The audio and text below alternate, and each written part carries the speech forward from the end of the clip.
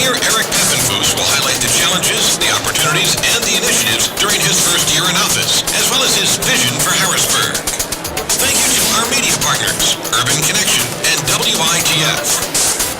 Our audio-video partner, J.P. Lilly & Son, Incorporated. Our entertainment partner, BRP Entertainment. Thank you to our exclusive platinum sponsor, Penn National Insurance. Thank you to our silver sponsors, Homeland Center, Homeland Hospice, Camerabox, and McNeese, Wallace & Nurick, LLC. We'd also like to thank our bronze sponsors.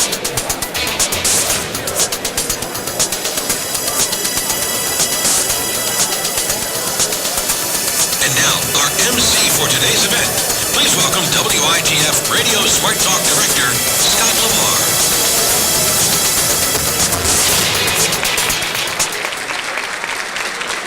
Good morning, everyone. Good morning, everyone, and welcome to the 2014 State of the City Address. And we'll be hearing from Mayor Peppenfuss in just a few minutes. But before we get started this morning, I'm going to take a few minutes to honor our country with our national anthem. Please rise as we hear the national anthem from Aaron Cruz.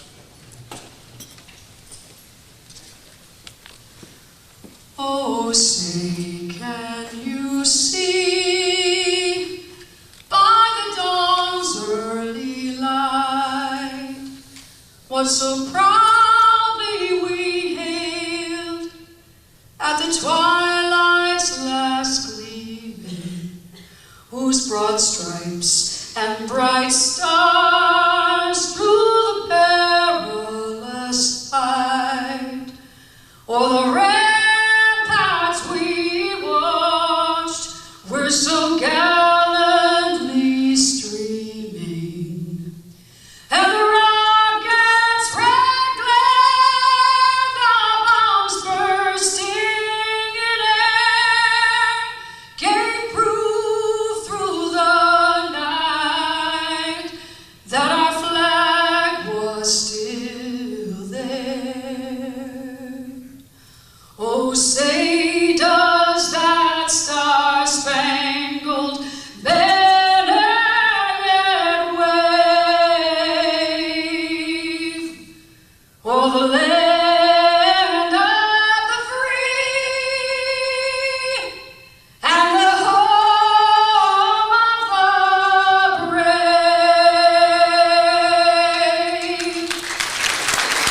Thank you, Aaron. That's a beautiful rendition of the Star-Spangled Banner.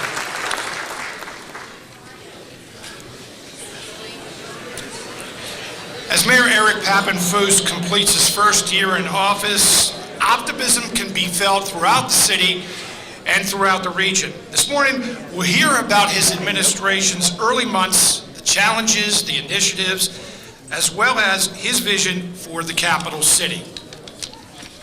At this time, please welcome Bub Manning, Chair of the Chamber's Board of Directors, who will recognize the elected officials in the audience. Bub?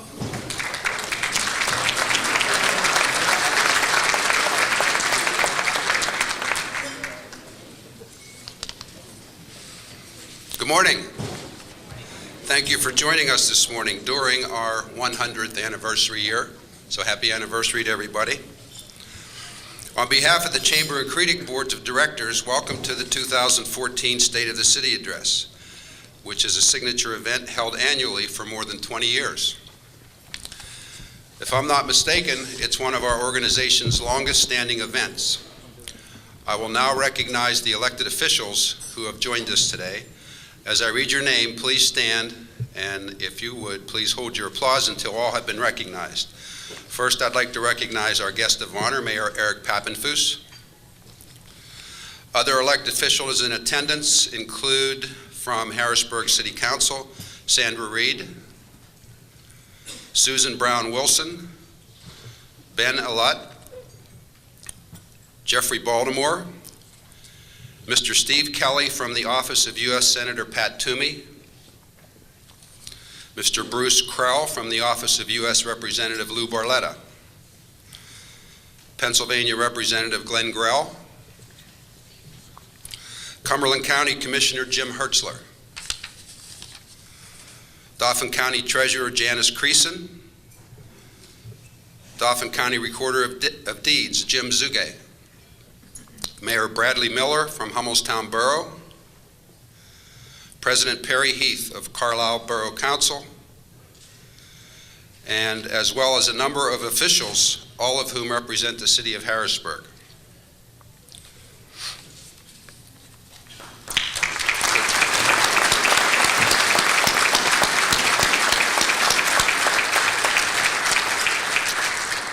I'm now going to hand the program over to a man who has been around here twice as long as this event has been in existence, and longer than sliced bread, David Black, the Chamber and Credix President and CEO, who will deliver our invocation. David?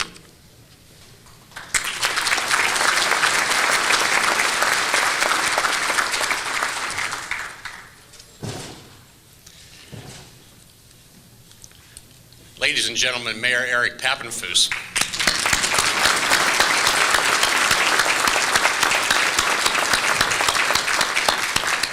We timed that. That was right on cue. Well done, Mayor. Thank you. Thank you for that. Mr. Manning, thank you for that kind introduction. I do resemble that remark. Okay. Let me get to our place here.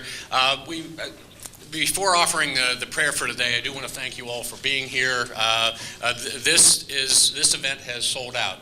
It's something. Thank you.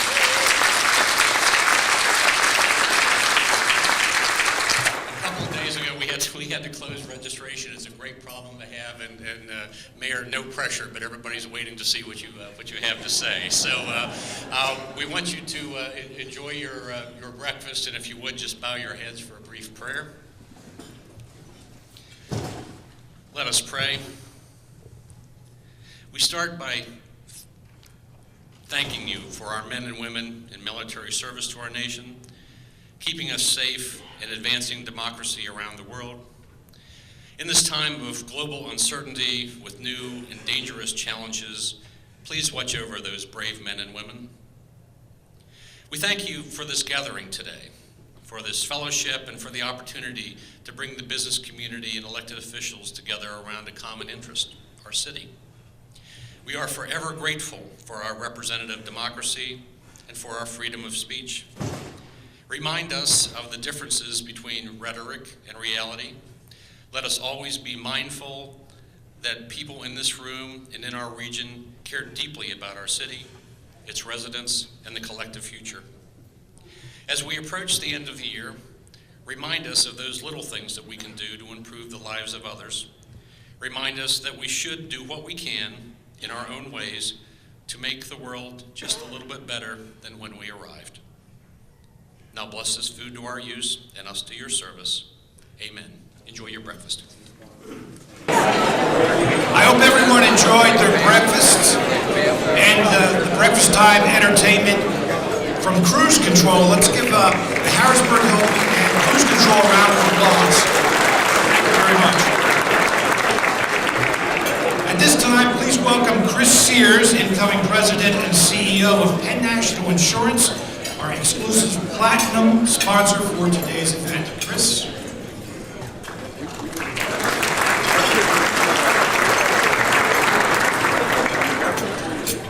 Thank you, Scott. And good morning, ladies and gentlemen. As Scott mentioned, I'm the incoming President and CEO of Penn National Insurance. And we are once again proud to be the platinum sponsor of this event. Penn National Insurance has been a Harrisburg-based company since 1919. And we have spent all 95 years here within the city limits. Over the last few years, we've contributed about $3 million to the Harrisburg School District, and also hundreds of thousands of dollars to pre-kindergarten programming at the Joshua Group. We recently contributed to physical renovations at City Hall, and we were a founding Whitaker Center and Harrisburg University contributor, and we've provided full scholarships each year at the university. Now turn your attention to the screens to learn more about Penn National Insurance. This is my town. That means my customers are also my friends. Because As their insurance agent, I don't just provide advice. I provide the security they need to feel protected. That's why I offer Penn National Insurance. They've been around for 90 years, but it's their great claim service and dependability that matter. My customers trust me for the best insurance on their home, car, or business, and I trust Penn National Insurance. Penn National Insurance. Feel secure. At this time last year, the Together We Can campaign was at the center of the Harrisburg businessman, husband, father, and former teacher's life. Please draw your attention to the video screens as we learn more about Eric Pappenfuss, Mayor of the City of Harrisburg.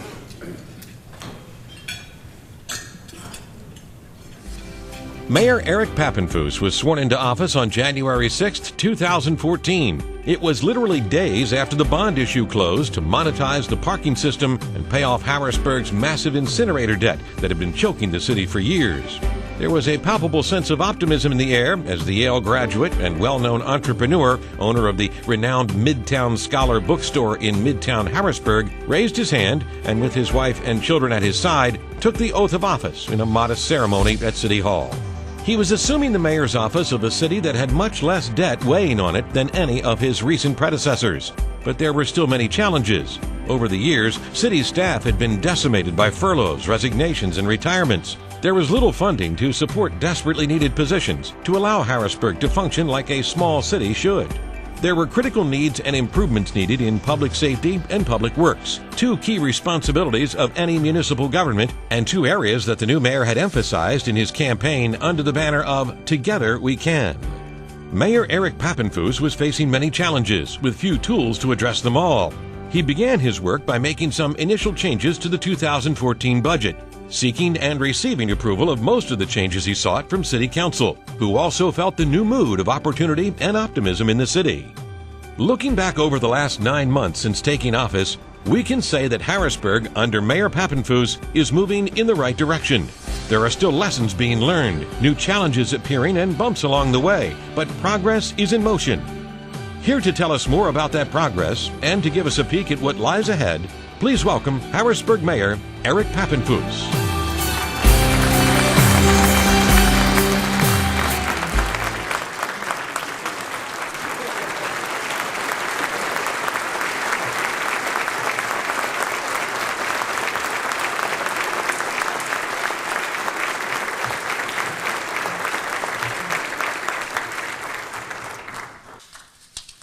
Thank you all. Good morning. Wonderful to see such a tremendous crowd. Not a day goes by that a concerned citizen doesn't come up to me on the street and ask, "Mr. Mayor, do you like your job?" To that question and its sometimes companion, "Are you doing all right?" I always answer a resounding yes. The truth is, the job of being mayor is extremely demanding. I have 3 young children, Clara, Everett, and Chauncey, ages 12, 10, and 6. And each of them has had to sacrifice greatly in terms of my attention and my presence at home. I try hard to dedicate meaningful time every week to my family. But I couldn't do what I do and never would have made the decision to run if I didn't have the support and love of my wife, Catherine, to sustain me. She and I have been a team since we first met in graduate school over 20 years ago, and I want to thank her for her commitment both to me and to this city.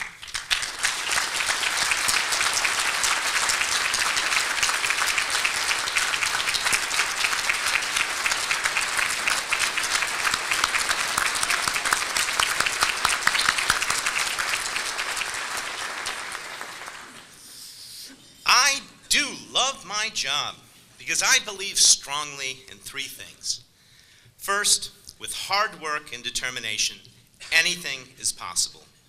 We can indeed bridge the divides of race, class, and geography. We can and must lay the groundwork for a long and lasting recovery for our city and for our region. Second, I believe that we all have to be part of the solution. If we listen and respect one another's points of views, collectively, we can change Harrisburg. Finally, I believe that the moment is now. The eyes of the nation and indeed the world are upon us, and we must seize the moment. Carpe diem, as I used to tell my 7th and 8th grade Latin students. Now, when I myself was in 8th grade in the early 1980s, I used to babysit for a family who lived down the street from us in Baltimore. The husband was from Afghanistan, the wife was from Lebanon, and they were raising 2 young children, one in the Christian faith and the other Islamic. The father was an adjunct professor at Johns Hopkins University, studying the economies of the developing world. His country had been ravaged by war, and this was long before 9/11. But he planned to return there someday with his family to help fix what was broken. Impossible, you say? Well, that man who inspired me with his vision at neighborhood cookouts and dinners on our front porch was Ashraf Ghani, just last month sworn in as the newly elected president of Afghanistan. His son, Tarek, with whom I used to listen and cheer for the Orioles, is at his side and working for a PhD at Berkeley on ways to end global poverty. My faith in people and my eagerness to listen comes from my own religious upbringing. I went to college seeking to become a teacher, not an elected official. And it was there at Yale that I met an individual, not of my own faith, but who encouraged me to see the potential within everyone. I was a sophomore and was selected by lottery to have tea with the Dalai Lama. At that event, the great spiritual leader told each of us that what mattered was not what he had to say, but what lay within our own hearts. I have tried in my life always to listen to others, to value their perspectives, and never to doubt the possibilities for change and goodness that lie within all of us. Why now?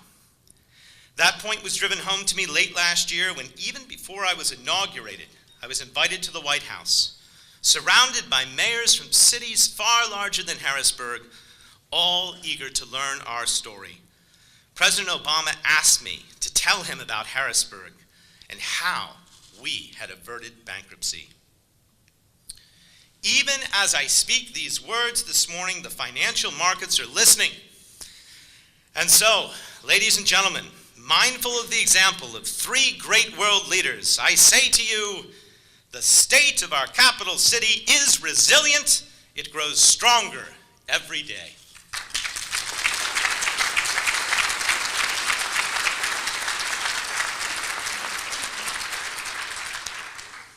In the 9 short months since taking office, my administration and I have seized the moment. We have exited receivership, stabilized the city's finances, and already established the foundation for a lasting recovery. Through determined efforts, our collective dedication, and an unrelenting optimism, much has been accomplished. But there is still much more to be done, and true success will not be possible without tapping into the energies and goodwill of everyone in this room and every citizen of Harrisburg and the region. In January, when I took office, despite the strong plans having retired hundreds of millions of dollars of the city's long-term debt, we discovered a $4 million structural deficit in our annual budget. The city was behind in paying its bills. Unaccounted for invoices were streaming into City Hall, and the anticipated revenues from the parking changes and the earned income tax increase were far from certain. The situation was more dire than anyone had anticipated. City Hall was literally falling apart. Morale was low. There was no contract with one of our 3 major unions. The transfer agreement between the city and Capital Region Water was incomplete and untested. The Public Works Department needed to relocate immediately. The very future of the city's sanitation department, after a disastrous RFP attempt to privatize services last year, remained uncertain. And despite knowing that in order for city government to function well, we would need to increase the capacity of our workforce, the financial reality was such that we had to control personnel costs or we simply wouldn't be solvent. The $4 million hole, which quickly became $5 million after we discovered other necessary transfers and bills, meant essentially that we couldn't hire or fund additional programs without creative new strategies and partnerships. One such alliance was with the Chamber and CREDC, which agreed to fund the position of Community and Economic Development Director for the City of Harrisburg for 3 years. There was no precedent for such a funding agreement in the Commonwealth of Pennsylvania, but we made it happen and won council support. And I want to take a moment to thank my host today, and especially Dave Black, for the leadership he showed in seeing that plan through.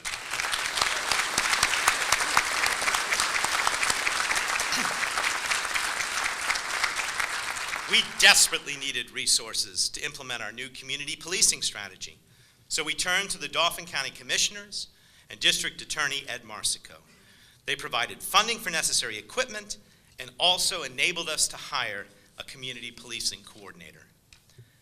Another great success in identifying innovative revenue sources came only recently, when after months of discussion, Pinnacle Health Systems agreed to increase dramatically its payment in lieu of taxes, or pilot, to the city. Enough to fund several new positions and valuable programs in the coming years. Thank you, Pinnacle Health, for leading on this issue.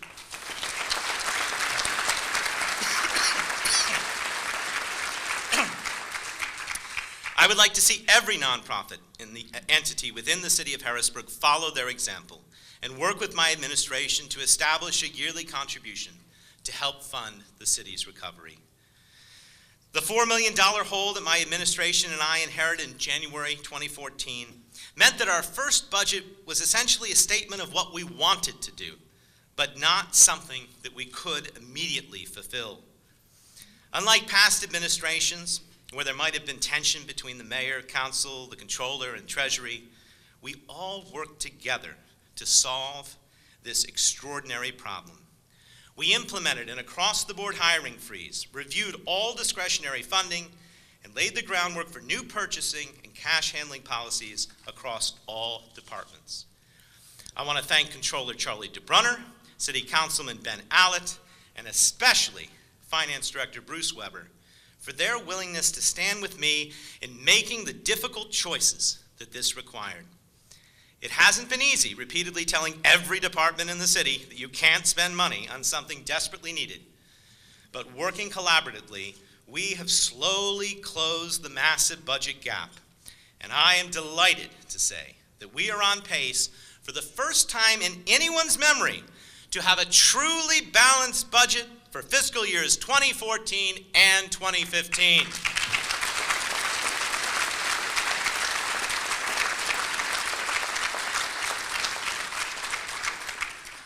After decades of fiscal mismanagement, the city of Harrisburg is finally living within its means.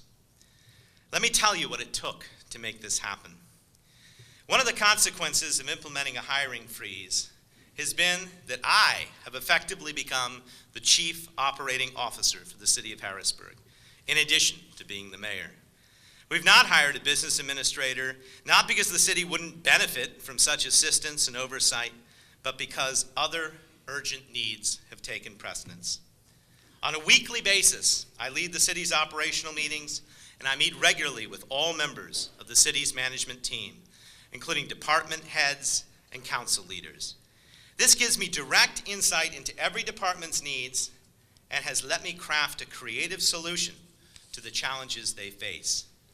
None of that would have been possible without my special assistant, Catherine Stetler, who keeps my schedule and acts as gatekeeper for the mayor's office. With unfailingly good cheer, she writes proclamations, responds to constituent requests, and keeps me on track.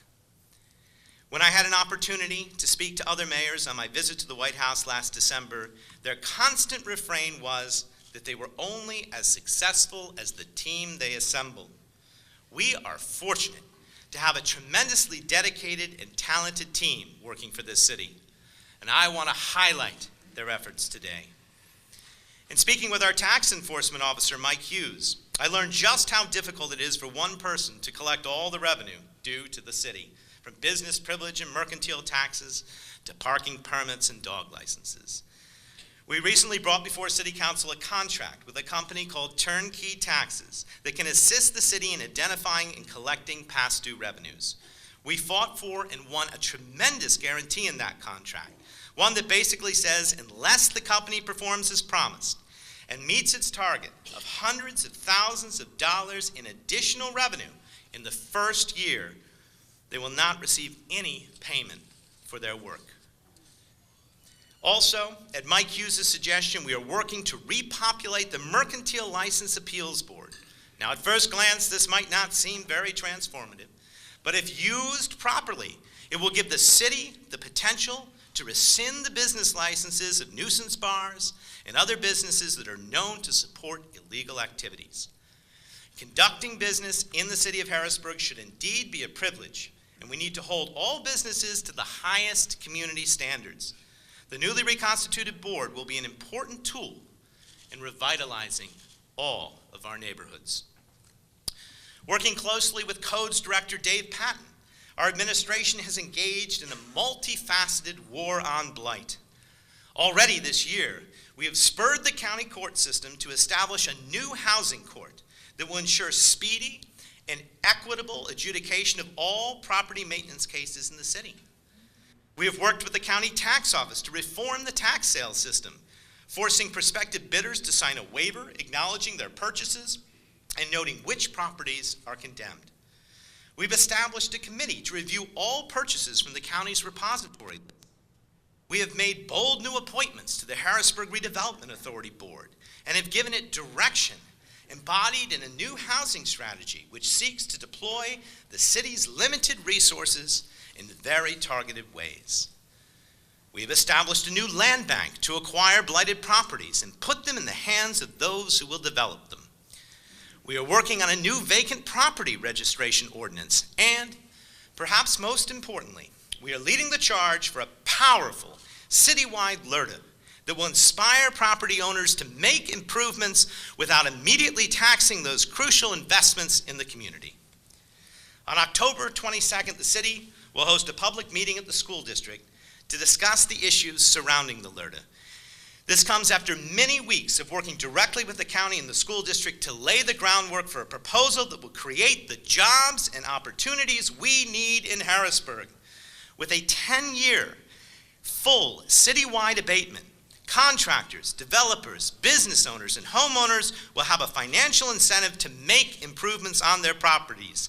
Property values will increase, and my administration is committed to ensuring that the rising tide of prosperity will lift all boats.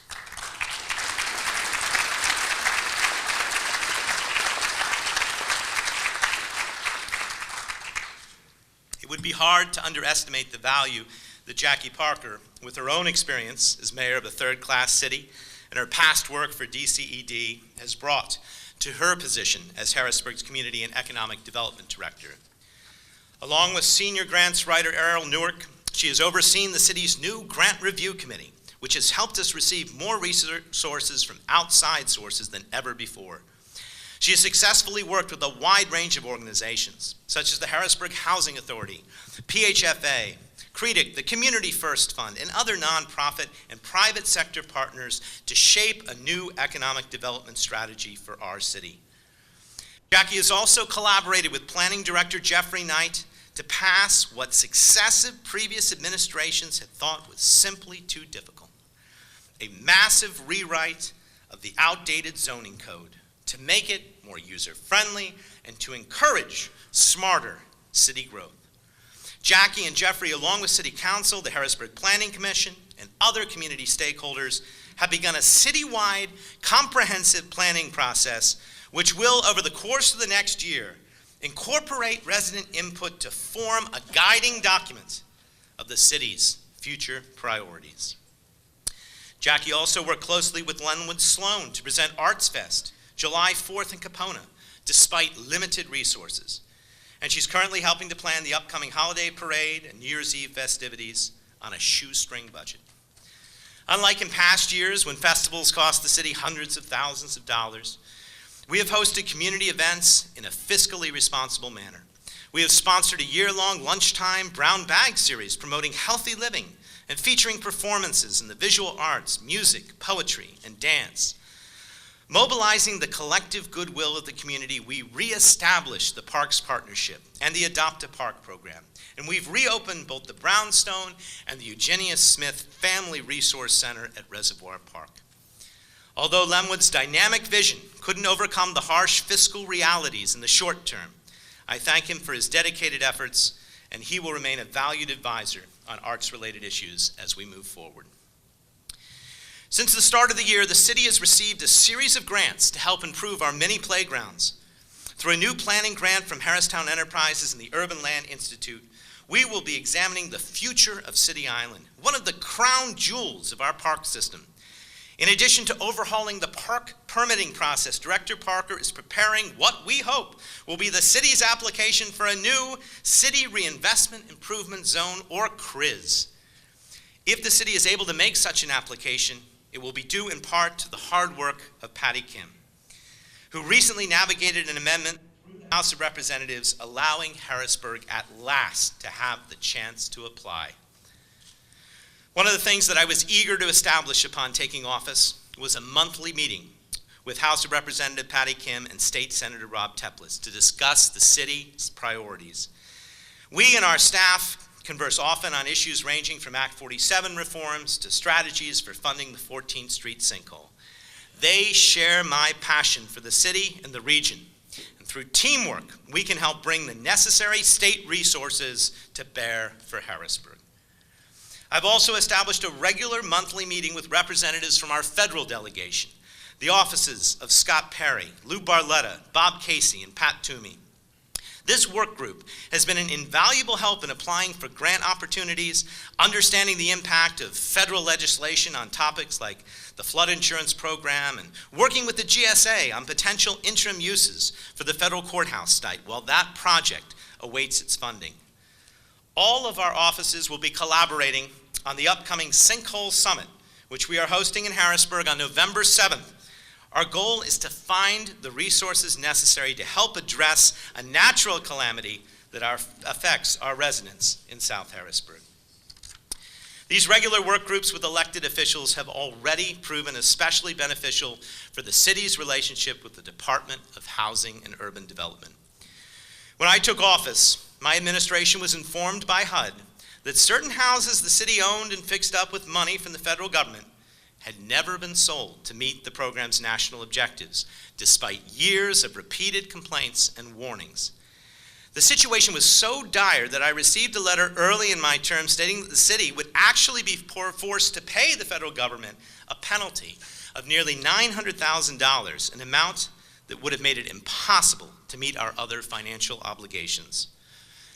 The city's Building and Housing Director, Roy Christ, and Deputy Director, Damian Slaughter, sprung into action. They sold the homes and met the federal objectives. But even then, HUD, so upset at the city's history of noncompliance, demanded back its nearly $1 million in funding.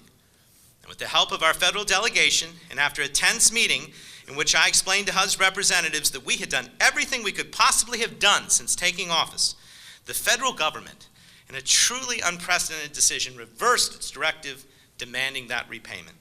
And this remarkable action allowed the city to avert what would have been a financial catastrophe.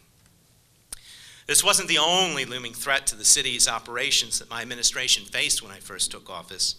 We also inherited an urgent and immediate need for a new home for the Public Works Department. The existing building was on the grounds of the Harrisburg incinerator, and the sale to the Lancaster County Solid Waste Management Authority, or LACSWAMA, meant it had to be vacated within 90 days, or the city would lose out on $300,000 of incentives built into the Strong Plan. Leaving aside the fact that the city did not have any location identified that was acceptable to council or within our financial means, the sheer magnitude of what had to be moved was staggering. From every truck and every piece of heavy equipment to every nut and bolt in the city's inventory. The only man for the job was Aaron Johnson, and I was proud to appoint him director of the Public Works Department. With the help of his deputy, Dave West, he has demonstrated an ability to accomplish seemingly impossible tasks, even amidst the scarcest of resources. It was Aaron who identified the former Brenner Automotive Building on Paxton Street as the best possible location for a new public works facility. At his urging, I negotiated an affordable lease with owner Mike Brenner. And I want to thank Mike as an exemplary member of the business community for stepping forward to aid in the city's recovery by taking less than the market value for his lease. Thank you, Mike.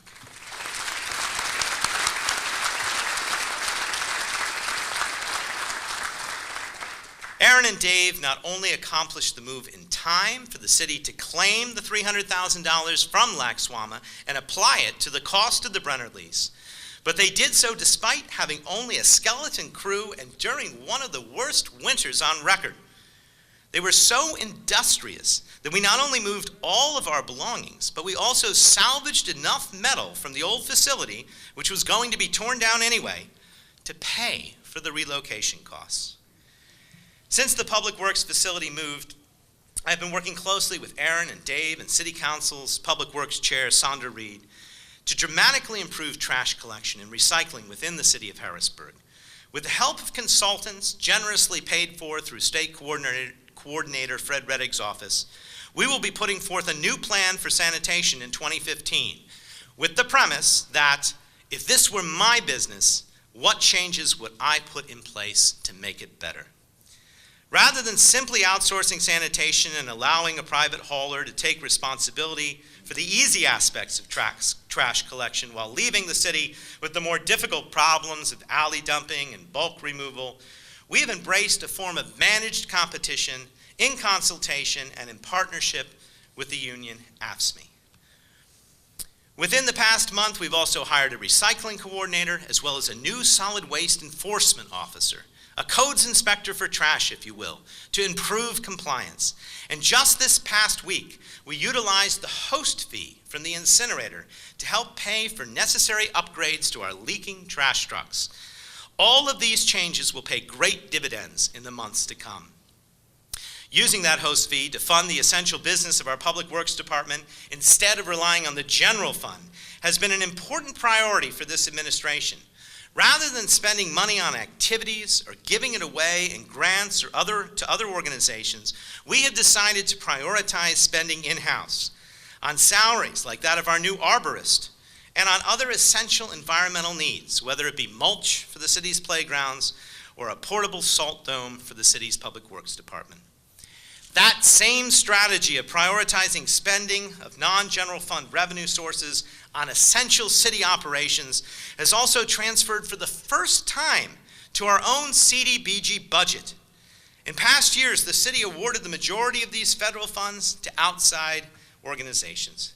This year, we've used the majority of the funds to augment our own internal operations, from public works and the hiring of a new codes inspector to supporting our police and fire departments. I arrived in January to find our police officers working in unacceptable conditions. The public safety building was falling apart around them. We turned to the community for help, and donors to the City Hall Beautiful Fund, such as Penn National, responded generously. We have already completed such projects as renovating the roll call, break room, and victims' rooms, replacing aging carpets, and making other important facility upgrades. A stable, strong, and appropriately valued police department is at the core of any city. In fact, my single most important decision since becoming mayor has been appointing Tom Carter as the chief of police.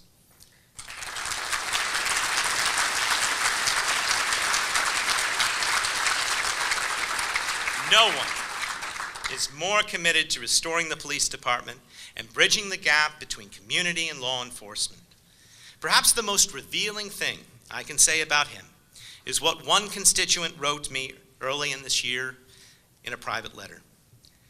There'd been a violent crime, a child had been involved, a mother wanted answers and was distraught.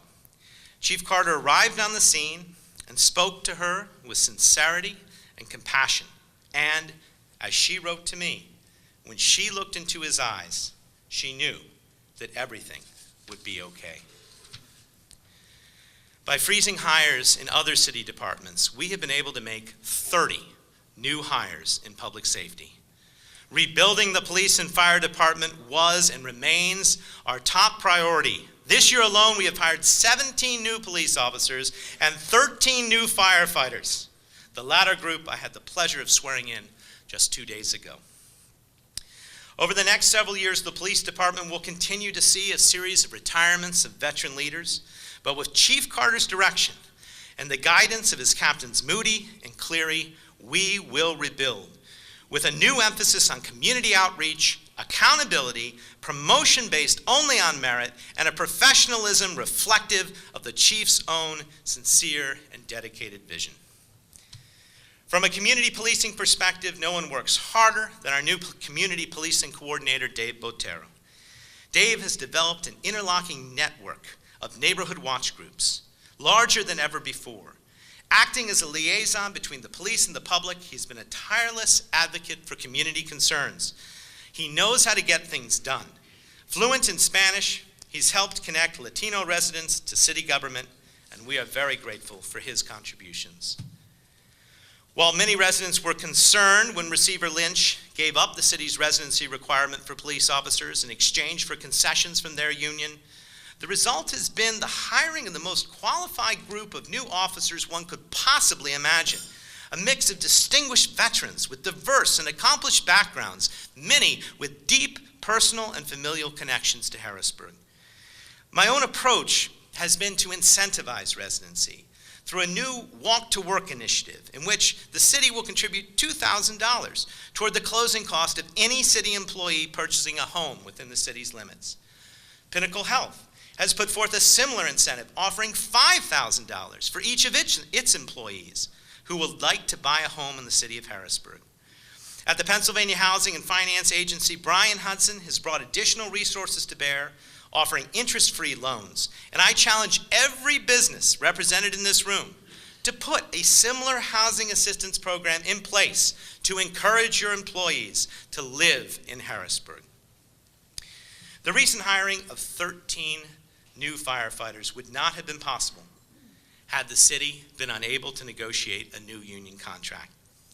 When I took office, no such contract existed, even though the expected savings from this negotiation had already been factored into the budget and was essential for the strong plan's success.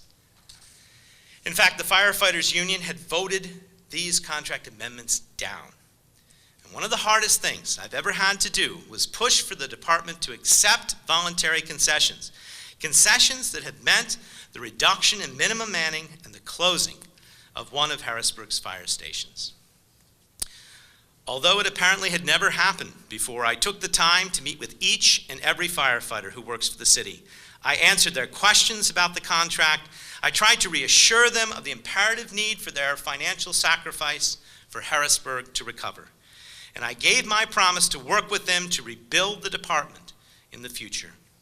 We owe each of them and their chief, Brian Enterline, who I am pleased to announce today has agreed to become the permanent head of the fire department, a tremendous debt of gratitude.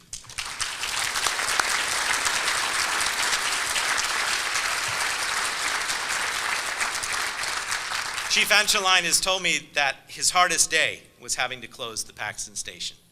And surely his second was when he went with me to Shipoke to sit and talk with the residents there about why it had to be done. It was a tough meeting. We took lots of questions, but when we left, the residents understood, and the city took decisive action, something which it had not been able to do under either of the previous administrations, although this necessity had loomed for several years. That meeting was the last time I saw Councilwoman Eugenia Smith, and we miss her greatly. Eugenia was always committed to honest, open, and transparent dialogue. She believed that good communication is essential to good governance, and I take very seriously her call that we be accessible and responsible to the needs of our citizens. Since taking office, I've prioritized improving City Hall's communications, both internally and externally. Communications Director Joyce Davis works closely with the media to answer their questions. With the help of talented Station Director Momin Bhatti, she has significantly improved programming on Channel 20, including my own new monthly topical talk show, Word in the Burg. Assisted by Community Services Coordinator Ryan Grigsby, Joyce has implemented a new ticketing system for all citizen questions and concerns that come into City Hall. These are monitored, discussed regularly with appropriate staff, documented and addressed. This will form the basis of a new citywide 311 system that will be up and running before the year is out. Soon, the only number residents will have to call is 311, whether they're reporting potholes or identifying broken streetlights. City Streetlight Coordinator Kevin Baum has slowly and methodically been responding to our aging infrastructure by replacing fixtures and fixing lights in every neighborhood. More importantly, he's been on the selection committee with City Engineer Wayne Martin and City Councilwoman Susan Brown Wilson to choose the energy consultant that will convert all of the city's lights to new LED fixtures in the coming year. That RFP and its scoring qualifications will serve as a model for the city as we move forward. It was skillfully drafted by our new city engineer, who happens to be both an engineer and an accomplished lawyer. Wayne Martin has proven an extraordinary resource, whether helping the city obtain the qualified engineering work of Gannett Fleming to assist in the 14th Street sinkhole investigations, designing a fix for the long broken Hall Manor swimming pool, or navigating the complex funding waters of PennDOT. When we took office, the city had no master street paving plan, and our traffic control technology was desperately in need of an upgrade. With Wayne's help, we will soon have a 5-year paving plan for the entire city, and with a special emphasis on pedestrian safety and multimodal plans of transportation.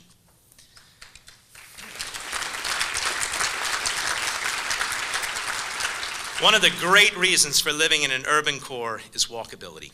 And as we move forward, every paving project will take this into account.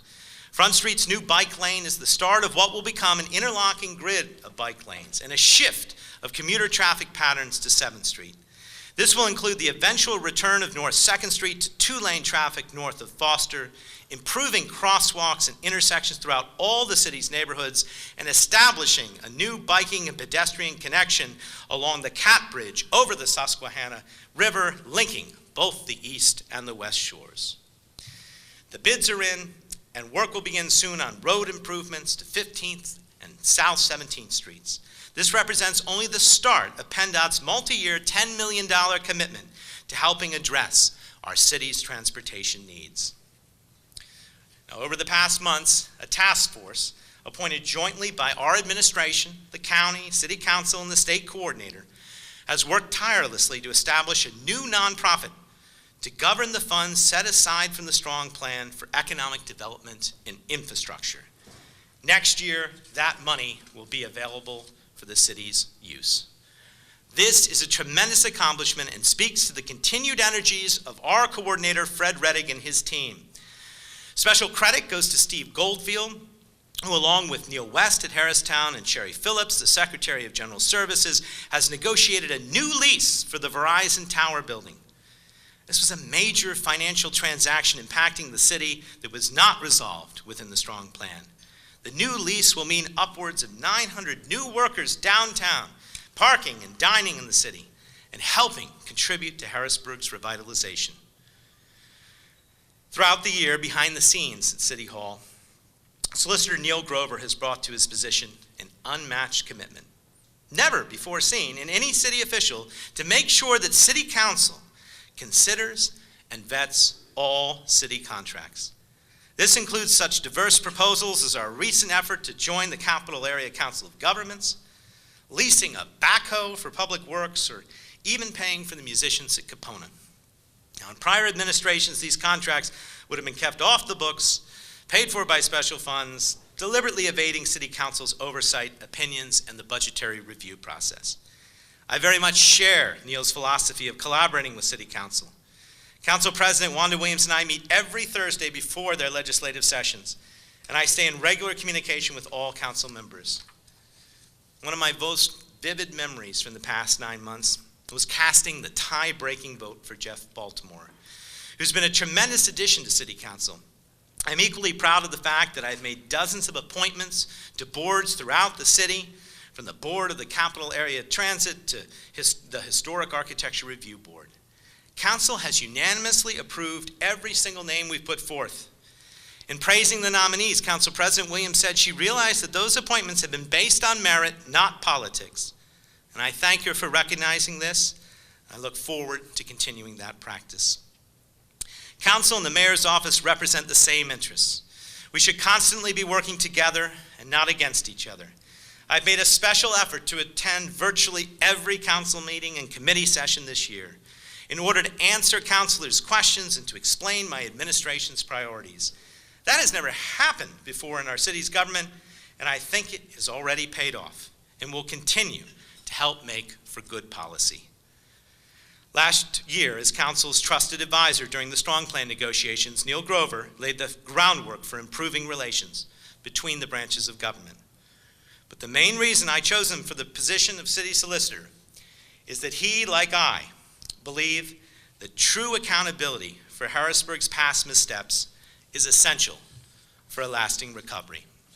Simply put, a necessary part of healing the mistrust and divisions in our community will be bringing to justice those who took advantage of this city. My administration has worked closely with the Attorney General's office, and our legacy will be judged, I believe, in large part on their findings. As we look to the future, 3 challenges remain paramount. First, how do we ensure that the economic recovery that we believe will come will benefit everyone, not just a select few? My senior advisor, Carl Singleton, is leading efforts to develop a regional diversity council. It seeks to promote access to contracting and employment opportunities for historically hard-to-place citizens and minority business enterprises throughout the capital region. The coalition's mission is to channel resources equitably to socially disadvantaged minorities seeking to become self-sufficient through education and economic development. Carl is also stepping up to lead the city of Harrisburg's efforts at transformative change by accepting President Obama's challenge to implement the My Brother's Keeper initiative to benefit young men of color and their communities. Meaningful community engagement lies at the core of this mission. Along with our newly formed Interfaith Advisory Group, we are calling on faith leaders who may in the past have been silent to work now in concert with one another to help restore hope throughout every neighborhood in this city. The second imperative that we must address for the city's future is providing every school-aged child with the opportunity to learn. When I had lunch with 5th graders at Roland yesterday, I had the chance to listen to their hopes and dreams for the future. Yahira, Samuel, Taylor, and Glenn, here is the shout out you requested.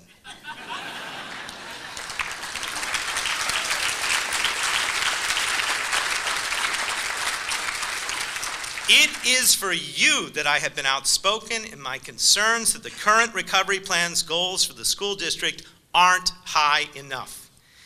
Such a plan would never be acceptable in a suburban municipality. Our administration will continue to push for meaningful choices for parents, since no one should be forced by circumstance to send their child to a failing school. As the brutal tragedy of last Friday showed, the city and the school district must cooperate to ensure the health and safety of our youth. I am pleased at the initiatives we have already begun, such as establishing a summer enrichment program with the district for the city's youth, and I look forward to future partnerships, such as the return of the school resource officers to every school building in the district. Let us resolve as a community to make the educational success of our youth our #1 priority. If we all agree to no longer tolerate failure or to accept social promotion and instead to empower parents with real choices, our district can and will succeed. Now, finally, the question remains, How do we bring more people into our city on a daily basis to spend their resources, engage with our community, and be part of a meaningful renaissance? This is why I have fought so vocally to redirect the county's hotel tax dollars from marketing one particular entity instead to promoting the city as a whole. We must seize this moment to encourage others to come and visit Harrisburg. So next time, when you see me on the street, trust in the fact that I have faith in our ability to effect real and lasting change. And instead, tell me what each of you has done to address the needs of our city.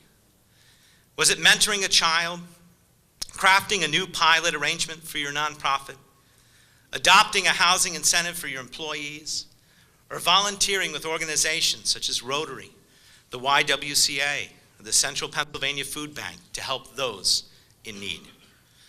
Join us as we all work together to ensure Harrisburg's future prosperity. We are a strong and resilient city. Together, we can make a difference.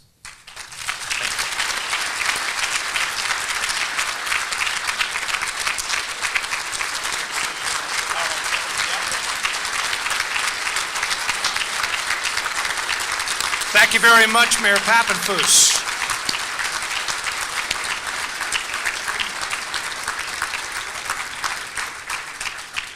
And we have a small gift of appreciation. Step on this side. Wow. It's beautiful. Yeah. Bruce Johnson, pen and ink of the city of Harrisburg. It's beautiful. Thank you. Thank you very much, Mayor Papenfuss.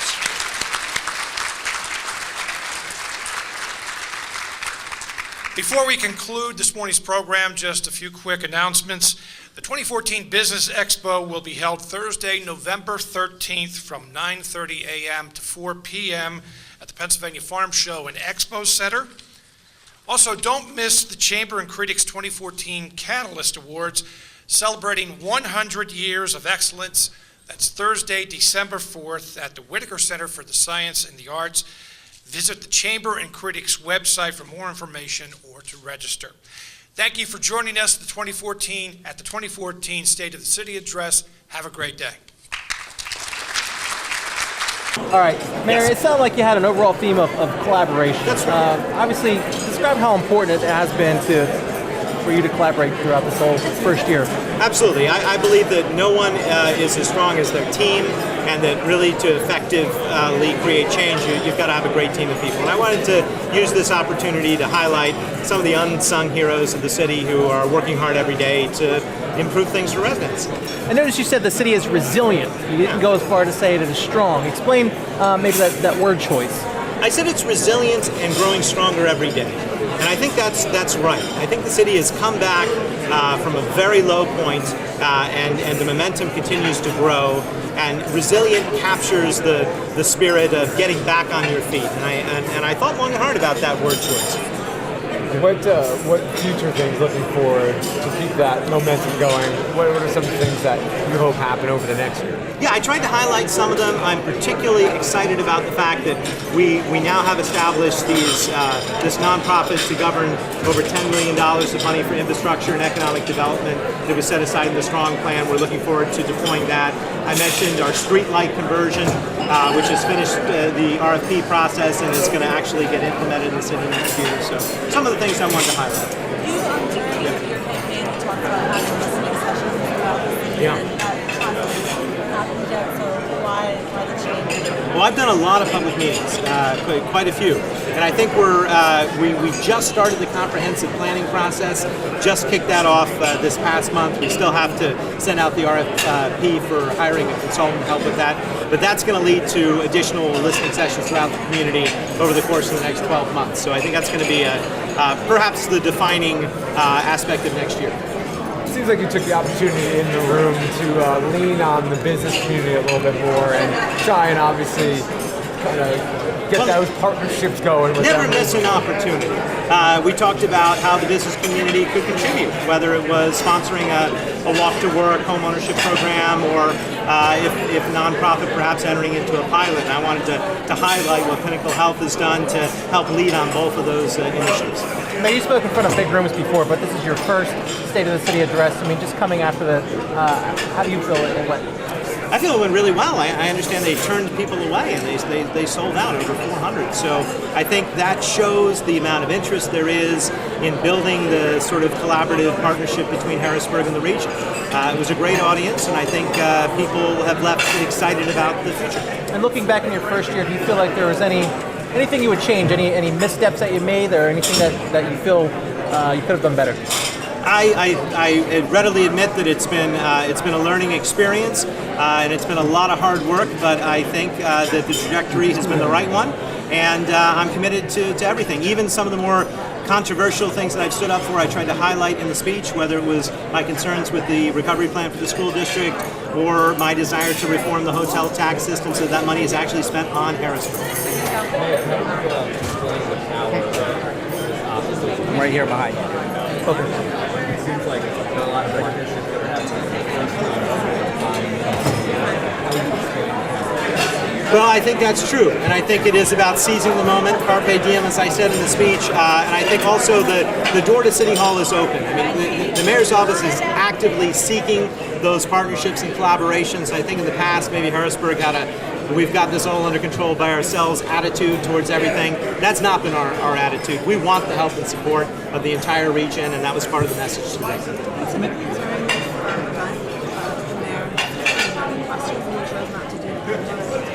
I was asked if I wanted to use the whole time for a speech or to have a short speech and Q&A. I felt I hadn't really had a chance to sit down and compose my thoughts in a sort of long-form way about what's happened over the past 9 months, and I really wanted to do a speech. And I think the format worked well, and maybe we'll try question and answers. I do a lot of speaking with question and answers.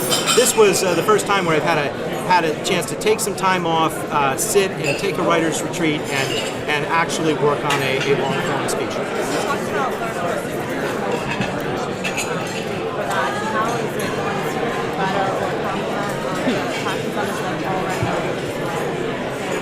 Right. Well, we don't have alert in the city. It would be citywide.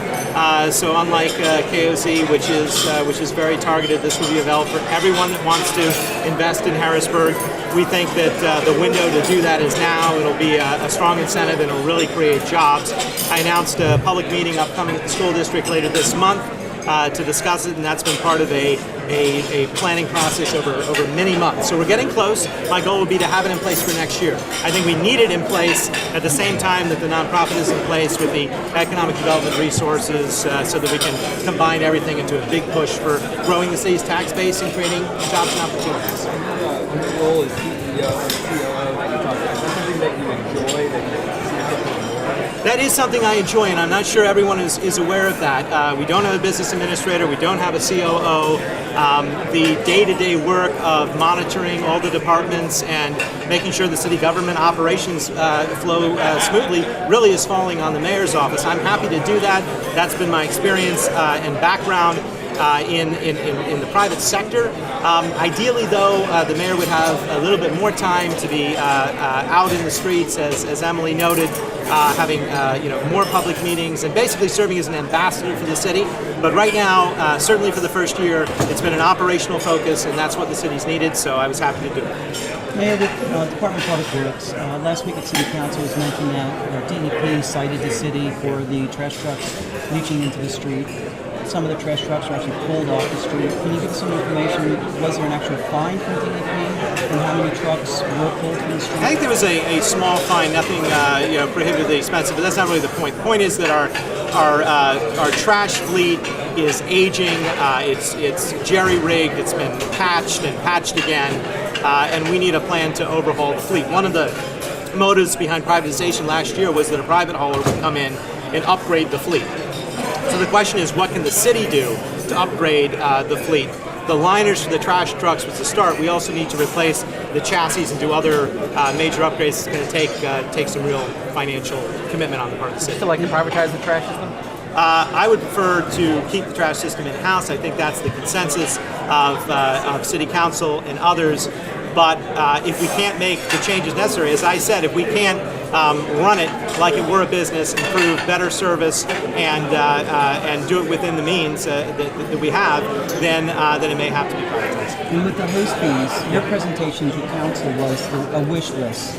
Yeah. To use that money for liners for the trash trucks, for a temporary dome for storage of salt, and an arborist. Was that approved by council? That'll be approved on Tuesday. I expect it'll be on the agenda for Tuesday. I suspect council will vote for it. And that will use the full amount of the host fees? No, not quite. There's still more. And the host fee it's basically a fee that is paid on a yearly basis based on the tonnage that's deposited at the incinerator.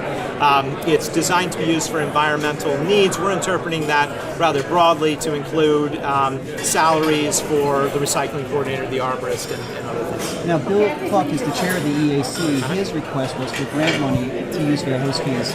You're now requesting that money go to your wish list. Is that some kind of anniversary with Bill? Or are you working with them, or is it a fight over this money? One of the things I tried to highlight in the speech is that the city's financial situation is such that whatever resources are out there, we need to focus on bringing them to bear on the city first. So if it's CDBG resources, we need to focus on funding the city first before we can allocate that to outside groups or organizations. Same thing for the host fee, and I tried to explain that in the speech. I think that's it. All right.